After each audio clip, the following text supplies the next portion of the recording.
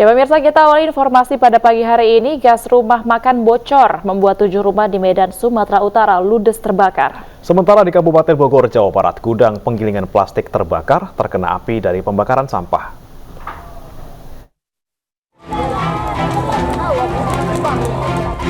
Enam rumah semi permanen di Jalan Bromo, Medan, Sumatera Utara, Kamis malam ludes terbakar.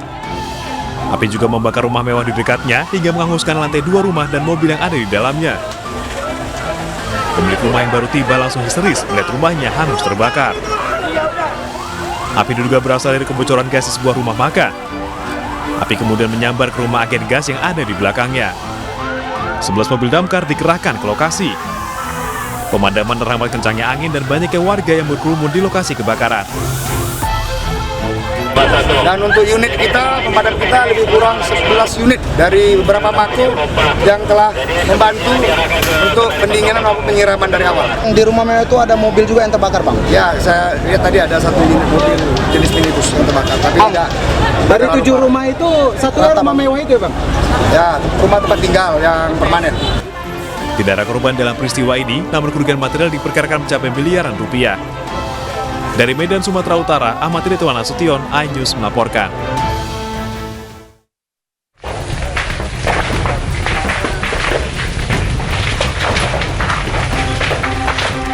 Kebakaran hebat terjadi di sebuah gudang rongsok penggilingan plastik di Desa Wanaherang, Kampung Parung Dengdek, Kecamatan Gunung Putri, Kabupaten Bogor, Jawa Barat, Kamis pagi.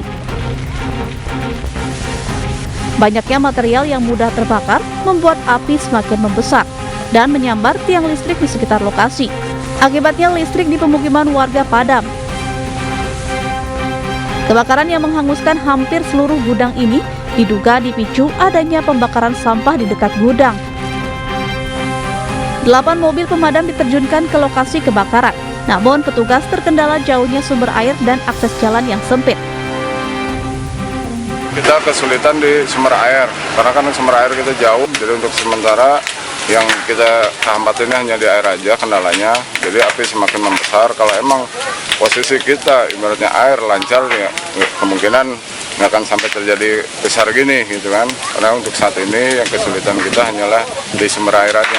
Semua dengan unsur minyak, karena plastik itu kan unsurnya dari minyak semua, memang asalnya dari Pertamina. Oh, sehingga asap mengepul ya Pak?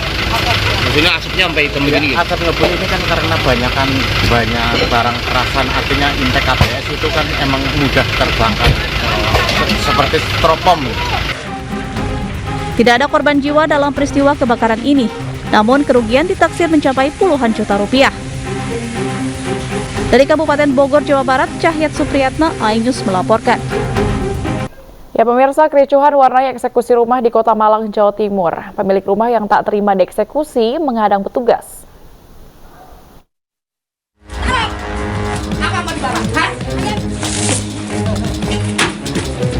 Pemilik rumah melawan saat akan dieksekusi oleh petugas dari Pengadilan Negeri Malang, Jawa Timur.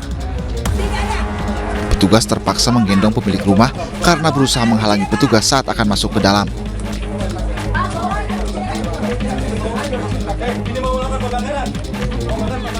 Pemilik dan ahli waris kaget karena rumahnya sudah berganti nama dan memiliki tanggungan utang 1,6 miliar rupiah ke bank yang jadi pemohon lelang. Pemilik dan ahli waris mengajukan gugatan banding atas eksekusi rumah ini. Bahwa rumah ini dikosongkan atas dasar apa? Walaupun gugatan mereka sudah masuk, penetapan mereka sudah masuk, tapi saya juga akan masukkan gugatan untuk masalah ini. Karena saya tidak terima sebagai ahli waris sah rumah ini. Karena berkas-berkas yang mereka tunjukkan kepada saya itu tidak sah sama sekali dan tidak ada tanda tangan saya sebagai ahli waris. Jadi mereka seharusnya tidak berhak untuk mengosongkan rumah ini. Objek tetap tidak dikosongkan walaupun telah diamankan oleh pimpinan yaitu ketua, maka hari ini saya panitra dan para jurusita diperintahkan oleh ketua Pengadilan Negeri untuk melaksanakan eksekusi pengosongan. Di dalam penetapan saya jelaskan di sini bahwa pemohon adalah Herlina Udojo sebagai Direktur Utama PT BPR Amira. Meski mendapat penolakan, petugas tetap mengeluarkan barang pemilik rumah. Dari Malang, Jawa Timur, Denny Irwansyah, iNews melaporkan. Setelah menjalani perawatan medis, santri yang dibakar temannya di Pasuruan, Jawa Timur akhirnya meninggal dunia. Ratusan orang bertaksiah di rumah duka, sementara keluarga korban mengaku ikhlas atas musibah tersebut.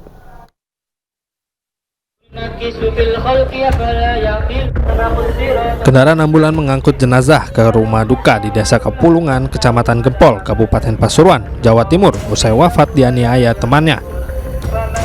Isak tangis keluarga pecah. Jenazah dari santri Pondok Pesantren Albert, Desa Karangjati, Kecamatan Pandaan, Jawa Timur, dikeluarkan dari mobil jenazah. Orang tua korban sangat terpukul atas kepergian putranya pertama tersebut, hingga tak kuasa melihat jenazah anaknya dan berkali-kali jatuh pingsan. Sementara pihak keluarga sudah menyiapkan prosesi pemakaman. Namanya juga musibah, kita juga bisa mendeteksi supaya teman bisa dilakukan, dan mereka juga ada coba bersama ikhlas Pak ya? ikhlas. Selanjutnya jenazah korban dimakamkan ke tempat pemakaman umum desa setempat. Ratusan petakziah mengantarkan kepergian terakhir santri ini. Dari Pasuruan, Jaka Samudra, iNews melaporkan.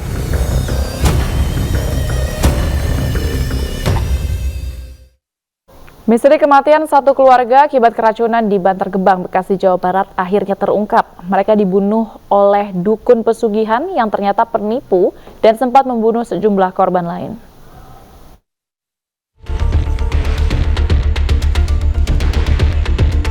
Fakta mengejutkan terungkap dari tewasnya satu keluarga di Bantar Gebang, Bekasi, Jawa Barat. Para korban ternyata dibunuh dengan cara diracun dan dicekik oleh pelaku yang mengaku sebagai dukun pesugihan. Korban dihabisi nyawanya karena mengetahui aksi penipuan pelaku yang menjanjikan kekayaan dengan kemampuan spiritual. Pelaku bahkan sebelumnya juga telah membunuh sejumlah korban lainnya yang merupakan kerabat dekatnya. Polisi telah menangkap 3 tersangka, yaitu Wawan Erawan, Solihin, dan MDD Solihudin. Fakta baru, ternyata ada korban-korban lain sebelum TKP Bekasi. Kami mendapatkan kesaksian dari salah satu keluarga dekat dari tersangka ini menyatakan, saya juga dulu hampir dibunuh Pak, tapi kemudian saya melarikan diri dan sekarang menjadi TKW di luar negeri, Saudi Arabia. Sebelumnya, satu keluarga yang terdiri dari 5 orang ditemukan tergeletak di rumah kontrakan dengan kondisi mulut mengeluarkan busa pada Kamis 12 Januari lalu. 3 orang tewas sementara 2 lainnya selamat. Salah satu korban selamat adalah balita berusia 2 tahun. Sementara satu korban selamat lainnya ternyata adalah salah satu pelaku, yaitu MDD Solihudin. Tim Liputan iNews melaporkan.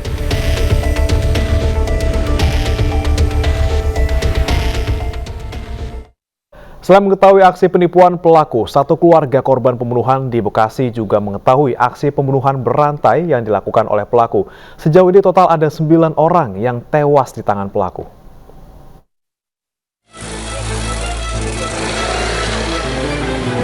Aksi pelaku pembunuhan satu keluarga di Bekasi, Jawa Barat terbilang sadis.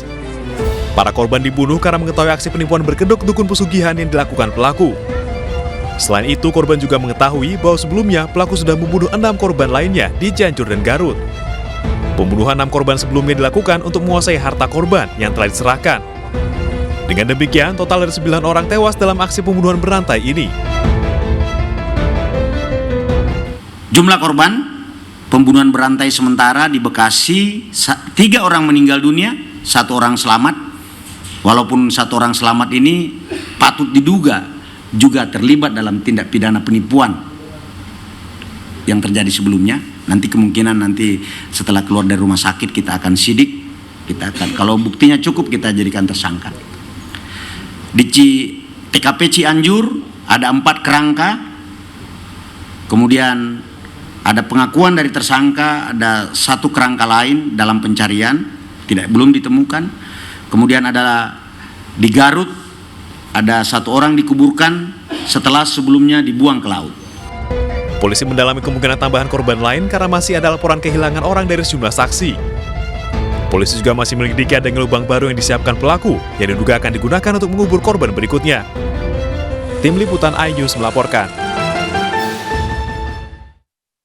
Sementara itu, istri salah satu pelaku pembunuhan berantai mengaku tidak mengetahui suaminya menguburkan 3 jenazah di rumahnya. Pelaku bahkan mengaku bekerja di salah satu pabrik beras, bukan sebagai dukun pesugihan.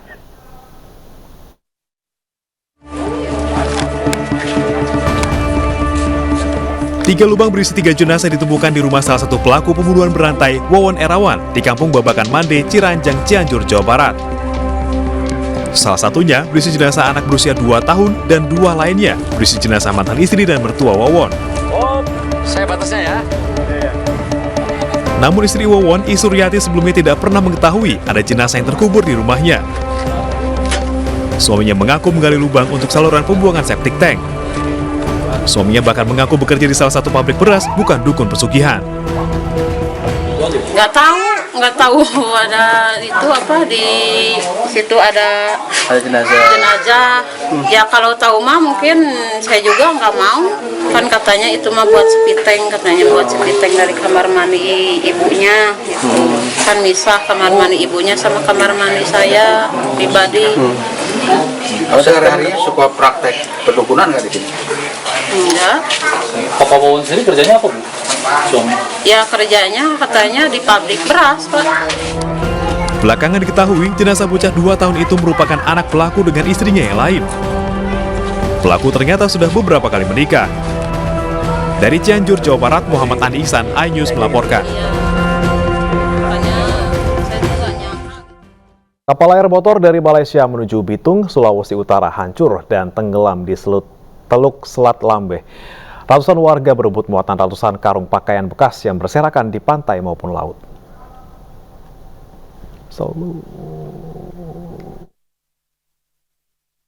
Berkerumun di Pantai Kasawari, Bitung, Sulawesi Utara untuk berebut ratusan karung pakaian yang berserakan.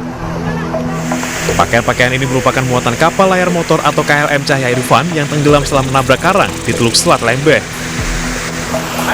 Polisi mengaku tidak bisa mengamankan barang bukti pakaian-pakaian tersebut karena laut yang masih bergelombang. Itu memang mau diamankan karena barang itu di air, terapung di air. Jadi kita juga mau mengamankan, memang kesulitannya agak terbawa air. Jadi gelombang juga tinggi. Jadi kemarin itu dia terbawa arus. Jadi masyarakat sana tinggal ngambil yang memang sudah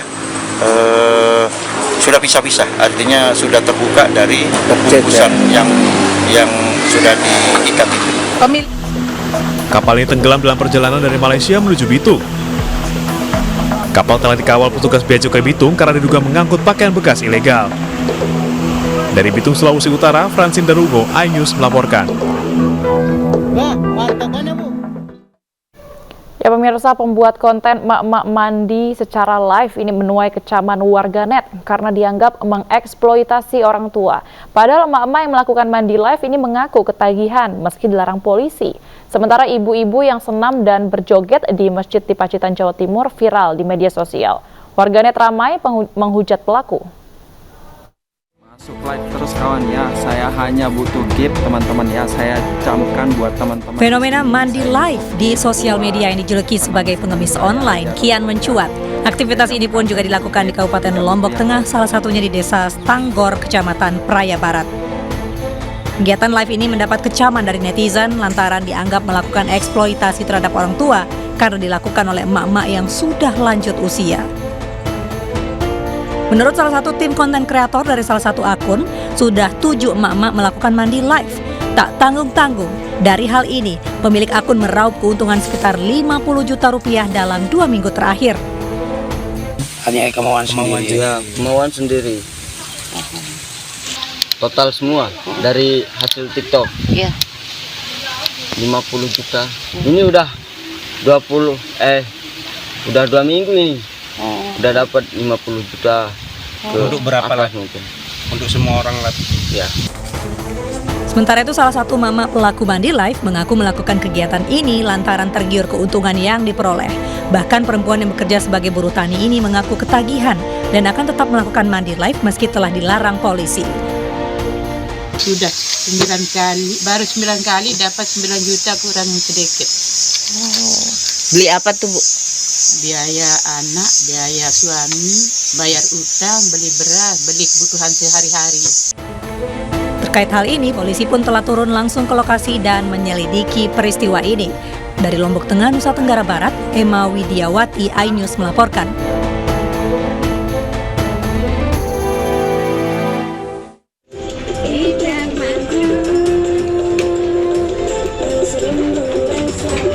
Inilah rekaman video ibu-ibu berjoget di Masjid Apung, kawasan Pantai Pancer, Pacitan, Jawa Timur. Video berdurasi 30 detik ini pun langsung menyebar di media sosial. Beragam komentar pun muncul, sebagian besar emosi menyaksikan ulah emak-emak ini. Polisi dan takmir masjid mengklarifikasi para pelaku. Belum sempat dimintai keterangan, para pelaku sudah minta maaf atas kejadian ini. Saya mohon maaf yang sebesar-sebesarnya. Dari pelupuk hati yang paling dalam, saya benar-benar menyesal. Kami lacak, kemudian kita kumpulkan, kita klarifikasi kegiatan mereka. Dan sudah jelas semua bahwa mereka khilaf, mengakui kesalahan. Sebelumnya netizen juga dibuat heboh dengan beredarnya video viral sekelompok ibu-ibu joget untuk konten media sosial di masjid yang baru diresmikan Al-Jabar, Bandung, Jawa Barat.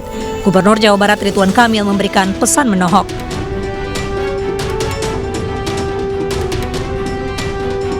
Masjid merupakan tempat ibadah, sehingga hal-hal selain ibadah kurang elok untuk dilakukan di masjid. Tim Liputan iNews melaporkan.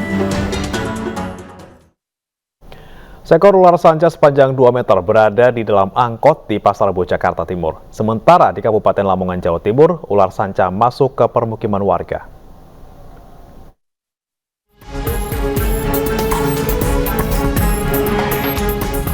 Petugas pemadam kebakaran berupaya mengevakuasi ular yang berada di angkot.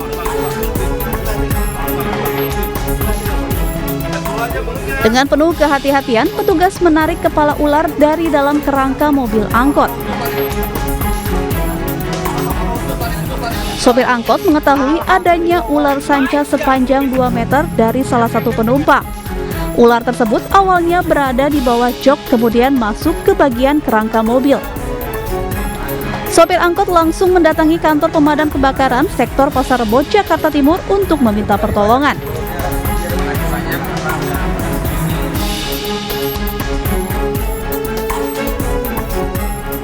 Sementara di kantor pemadam kebakaran Kabupaten Lamongan, Jawa Timur, dalam 2 pekan terakhir ada 10 laporan gangguan binatang melata. 9 diantaranya ular jenis sanca kembang dan 1 ular jenis cicak yang masuk ke dalam rumah warga Kecamatan Paciran.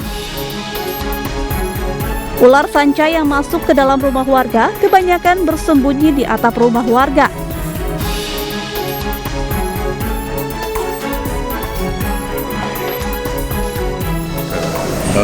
Karena ini musim hujan, mungkin dimungkinkan makanan ditaruh habis, akhirnya ke kandang-kandang cari makanan dan mungkin juga cari penghangatan agar ular itu di dalam rumah agar lebih aman. 9 ular yang berhasil dievakuasi dikembalikan ke habitatnya di hutan dan sebagian dititipkan di Balai Konservasi Satwa di Gresik. Tim Liputan iNews melaporkan. Ya, pemirsa, Persekutuan Doa MNC Center berdonasi untuk korban bencana gempa di Cianjur, Jawa Barat. Bantuan ini disalurkan melalui MNC Peduli. Duka akibat musibah gempa bumi masih dirasakan masyarakat Cianjur, Jawa Barat. Mengurangi penderitaan masyarakat korban gempa Cianjur, Persekutuan Doa MNC Center memberikan donasi kepada masyarakat korban gempa. Bantuan ini disalurkan melalui MNC Peduli di gedung MNC Financial Center, Kebon Sirih, Jakarta Pusat. Landasannya oleh karena kasih yang mendorong kami untuk melakukan ini dan juga arahan dari penasehat kami yaitu Bapak Haritanu Sudibjo dan juga Bu Jessica sebagai pembina kami untuk dapat menyalurkan bantuan kepada saudara-saudara kami ataupun saudara-saudara kita semua ya yang terkena dampak dari bencana di Cianjur. Ya, jadi dengan dana yang disalurkan akan kami teruskan tentunya sebagai bahan-bahan pokok yang mereka butuhkan gitu, karena sampai sekarang masih banyak yang dibutuhkan di sana, dan juga untuk tenda-tenda penginapan yang mungkin mereka masih membutuhkan juga, serta trauma healing yang akan kita jalankan di sana. Sejak gempa bumi mengguncang Cianjur, Jawa Barat pada awal Desember 2022 lalu, tim MNC Peduli turun langsung ke lokasi bencana untuk membantu meringankan beban masyarakat yang terdampak. Dari Jakarta, Irfan Hardiansyah, Iriansyah Wahyudi, iNews melaporkan.